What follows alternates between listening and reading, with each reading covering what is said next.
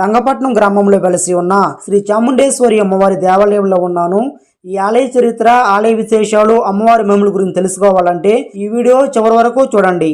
శ్రీ చాముండేశ్వరి అమ్మవారు నెల్లూరు పట్టణానికి తూర్పున 24 కిలోమీటర్ల దూరంలో, గంగపట్నం గ్రామానికి తూర్పు దిశగా సముద్రానికి 1 కిలోమీటర్ల దూరంలో వెలసి ఉన్నారు. శ్రీ చాముండేశ్వరి అమ్మవారిని 1100 సంవత్సరాల క్రితం శాక్తేయ మతస్థులు ప్రతిష్ఠ చేసి దేవాలయాన్ని నిర్మించారు. ఇది మొదలుకొని శ్రీ అమ్మవారికి నిత్య నైవేద్యములు, బ్రహ్మోత్సవములు జరుగుతున్నాయి. క్రీస్తు శకం 1515 సంవత్సరంలో చంద్రగిరి రాజులు చెన్నప్పరాయుడు గారు ముఖమండపము, శ్రీ అమ్మవారిని, ద్వారపాలకులను పునఃప్రతిష్ఠ చేసినట్లుగా శాసనాల్లో ఉంది.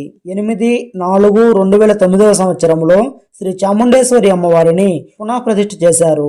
28/5/2009 సంవత్సరంలో శ్రీ కంచి కామకోటి పీఠాధిపతులు శ్రీ శ్రీ శ్రీ జయేంద్ర సరస్వతి స్వామివారు శ్రీ అమ్మవారి